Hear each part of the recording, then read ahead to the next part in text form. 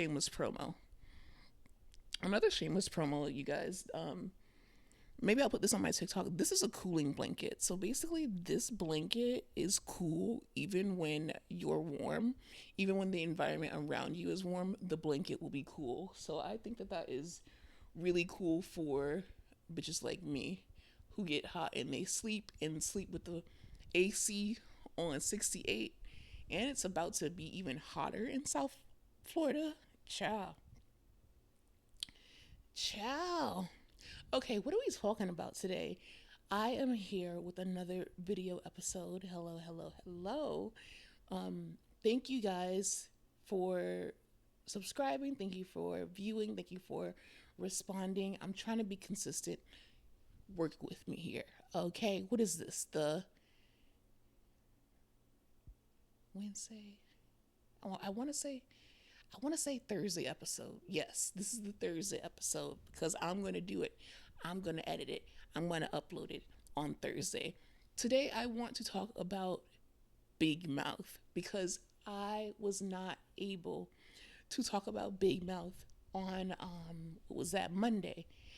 I absolutely, me and Aaron were the only two people that love that show, Big Mouth. And I just thought it was just such a funny, crazy, kooky, disgusting, but educational show. And I think that the real like star of it, of course, was Maya Rudolph as Connie the hormone monster. She is number one on my list. Honey, I'm so sad because it finally comes to an end after 8 seasons, and like I want to cry. Like that show has been around literally for like, I want to say 7 years. 7 years, 8 seasons. What a phenomenal run. Correct me on that if I'm wrong, but let's just talk about Big Mouth in general. Like, Connie the hormone monster was played by Maya Rudolph, and of SNL fame, of course, and obviously Minnie Riperton's daughter, of Loot, the comedy queen, Bridesmaids, or what Nene would say, Bridemaid. Oh my god, I'm going to miss that show so much. But basically, it's about some kids. I guess some people found it weird because it's supposed to be kids, um, but they're kids going through puberty. The show wasn't for kids, the show was for adults, and they had kids in it. And the hormone monsters and other kinds of monsters would follow them throughout their lives and explain to them what's going on within their body and what's going on with other people's body, not just pubescent bodies, but just in general, how the human body works, how like everything. They covered periods in like sharp detail that like it was a show that like I even learned some things about men. A lot of men who watched it learned things about women. It was also just so timely. The references were amazing, but most importantly, the guest stars were amazing. I mean, everyone from Jordan Peele, who was literally he played a ghost since like season one. Jordan Peele played a ghost on a cartoon on Netflix for 7 years. And it was hilarious. It was just such a funny show that just really went there, and it talked about everything. It talked about race, it talked about, sex, it talked about the human body, it talked about pop culture. Like it was just something that it wasn't really even brain rot necessary. Well, okay, yeah. It was brain rot, but it was genuinely funny, and it was hard to find a show like that. And it had a spinoff, um a freaking spinoff called Human Resources. And what Human Resources was about was basically like where the hormone monsters worked and came from, where all the monsters came from that were, obviously a part of your human body. So like there would be like a shame monster, there would be a depression kitty, there would be like an anxiety that's like a fly that you can't swat away. There would be something that like a love bug. There would be like this worm that would get like very very angry. The They only had one season. Yeah, I believe Human Resources only had one season. I believe only one season, and I was upset about that because it was really good. It starred Kiki Palmer, um, this lady from SNL, I think also. It was just so good. But let's just get back to Big Mouth because it ended. Yeah, 2017 actually. Wow. Wow, wow, wow. 8 years, 8 seasons. But the main stars were Nick Kroll, John Mulaney, Jesse Klein, Jason Mantzoukas, Maya Rudolph, Andrew Rannells, and Ayo Idabiri. So freaking good. It was just so funny. I don't understand why they're ending it. I think it was just done so well. It was like they were in middle school and then they went to high school. So they might as well should have just like followed them through high school. They even talked about like race a little bit because I remember that Missy was played by I think Jenny Slate. Yeah. Missy was played by Jenny Slate. She was like the half black, half white girl. And then, Ayo took over, or yeah, Ayo, from The Bear, the star. Anyways, took over as the voice actress, and I didn't even notice. And that happened around I think 2020. It was just so well written and crazy, and it just really went there. I know I keep repeating myself, but I loved, loved, loved that show, and I'm just so sad that it's over with. Like the guest stars on it stacked. Like when I say Kiki Palmer was on it, Tyler the Creator played Jesus. I mean, it was crazy. And Cynthia Revo played like a vagina. Kristen Wiig was on it. I think that who was it? Maroon dude from Maroon 5, Adam Levine played like this. There's this character Lola who's hilarious. But mind you, Nick Kroll. This gave me a special like liking of Nick Kroll because I just knew who he was like in general, like as a comedian by hearing his name and all that good stuff. But like the amount of people that he voiced in this show, insane. Like the writing, insane. Just the freaking way that took they took like I don't know how to explain it.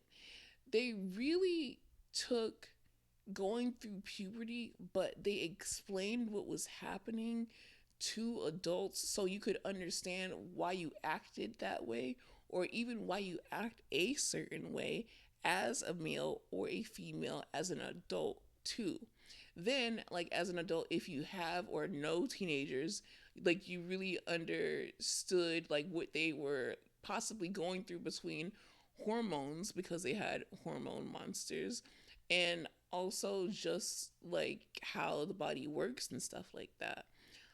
But Connie was just my number one. I think my number two might have been Lola Ugfuglio, probably. Lupita Nyong'o was on there. The dude from Hugh Jackman was on there. Um, Jeff Goldblum was on there.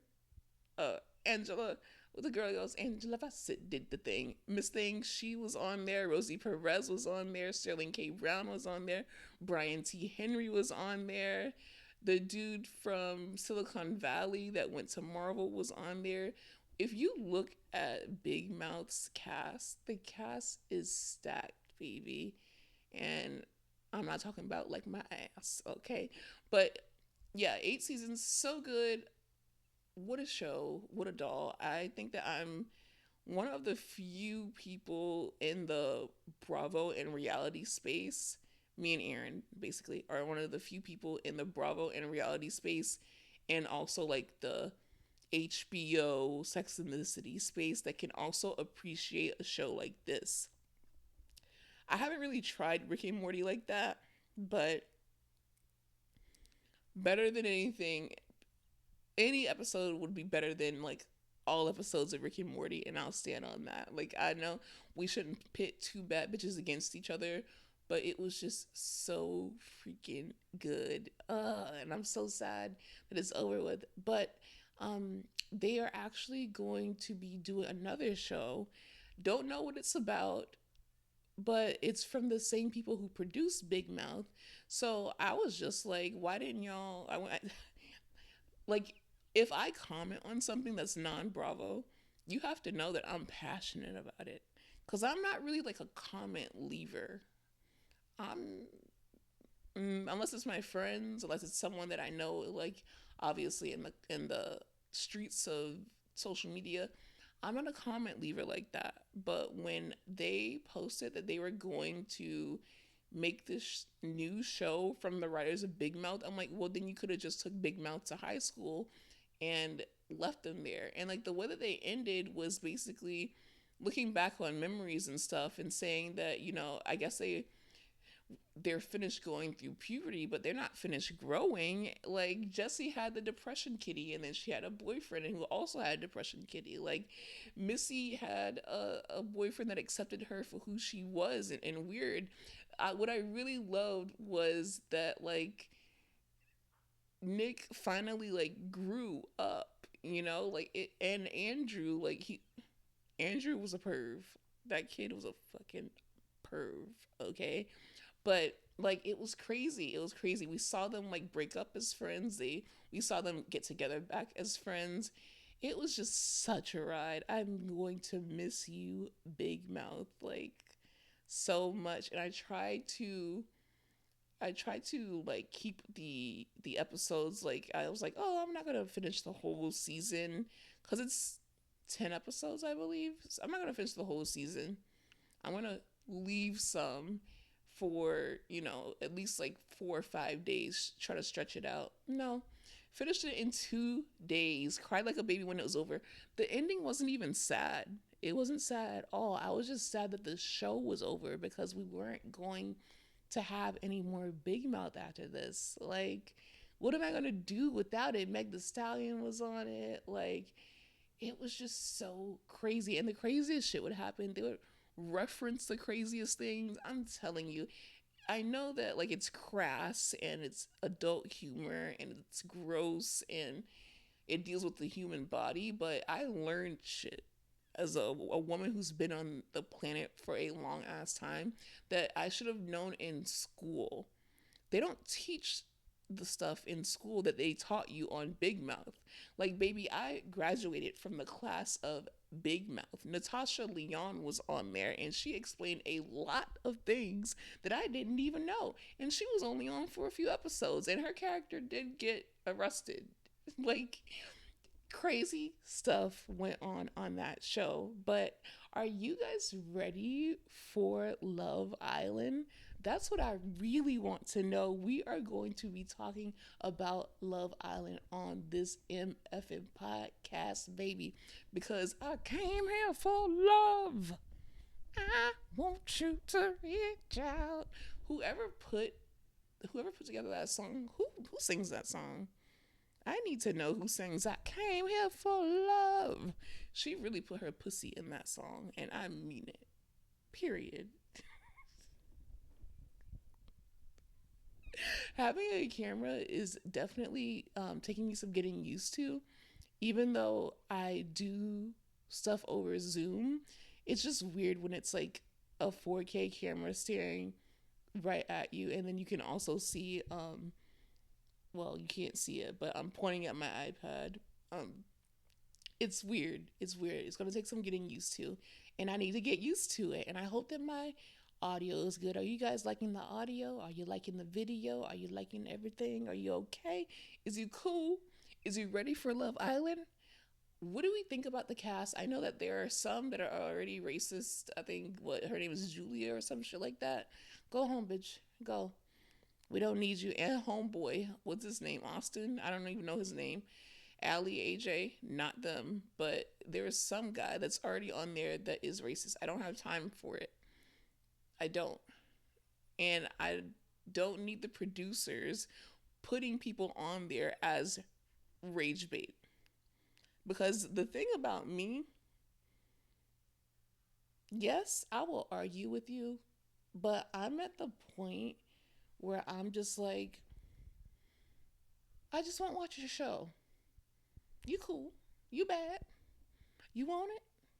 You can have it. Get these people the fuck out of my face.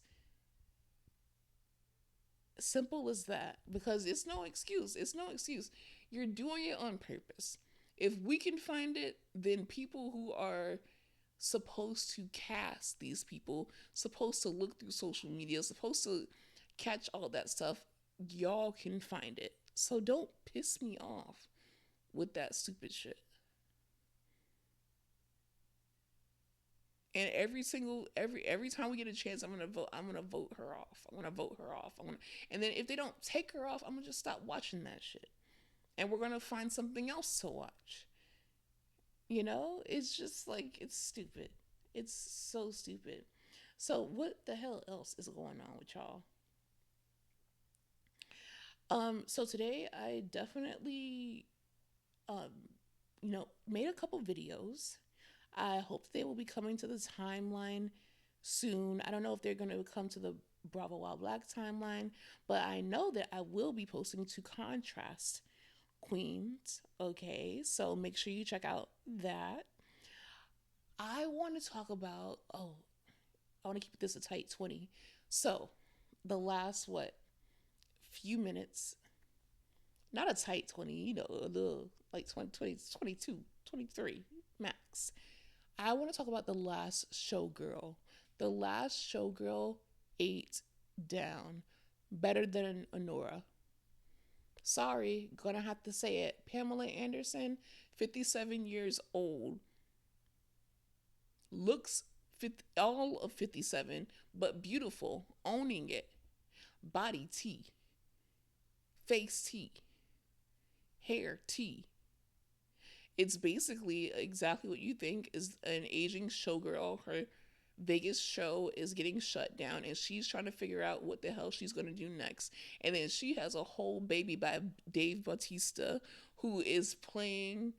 I don't even know how old Dave Bautista is because I remember him when I was little as like a wrestler, which I feel like wrestling is cool again and I don't know how to jump back into it. So if anyone can help me jump back into WWE, let me know what's going on and let me know when the Bella twins come out and they do that. You can look, but you can't touch.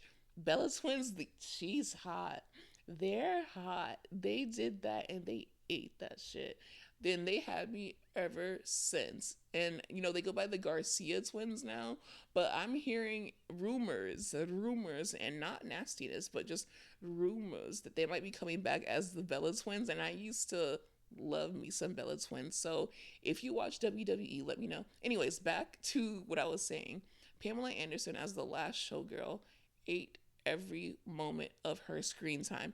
Kiernan Shipka, who plays Sabrina the Teenage Witch, played a younger showgirl. She was literally only 19 years old. Billie Lourd played her and Dave Bautista's daughter, Pamela Anderson and Dave Bautista's daughter. And she didn't even know that that was her dad, which is crazy.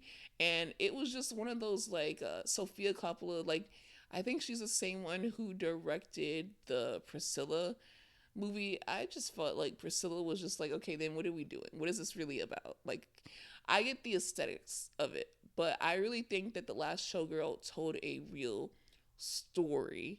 And we have these legends. Obviously, we've had the Pamela Anderson resurgence, so much so that Beyonce dressed as her. And I believe that she had to do that. What? Did she watch the movie before us? Because she be getting things before us. but she did the performance of a lifetime. So many stars. Brenda's song was on it.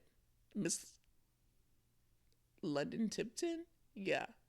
Speaking of London Tipton, I'm sorry. Before I go, I have to talk about Phineas and Ferb is hot again. You know, coming back to Disney Plus, I believe, and then will be airing on Disney Channel. Ashley Tisdale was at the premiere. She reunited with Mr. Mosby and the other dude on the red carpet, and it was just some reunions that you didn't know that you needed happen, and then once they happen, you're just like, thank God this happened. And it was just such like a warm hug. And her playing all those roles, London Tip, not London Tip, Sharpay Evans, you know, um, obviously on Phineas and Ferb, obviously on Sweet Life. What a woman. The last showgirl, the last Disney girl. Not the last, obviously. The last good one, I think, would be either Sabrina came after Zendaya, so I guess Sabrina now because Sabrina is eating, honey. But okay, let me stop because I'm rambling at this point.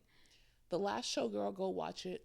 The last episodes of Big Mouth is now airing. Go watch it. And also, Phineas and Ferb is back. So stick with us because Phineas and Ferb are gonna do it all. So stick with us because Phineas and Ferb are gonna do it all. You guys go and listen or watch this on YouTube. I need 1,000 subscribers to get monetized. And I think like 1,000 watch hours. I don't have anywhere close to it, but go to Bravo We're Black on YouTube. Look it up, subscribe, even if you don't want to watch it, put it on in the background or just subscribe so I can get the numbers. Thank you for listening, and I love y'all, and I will see y'all very, very soon.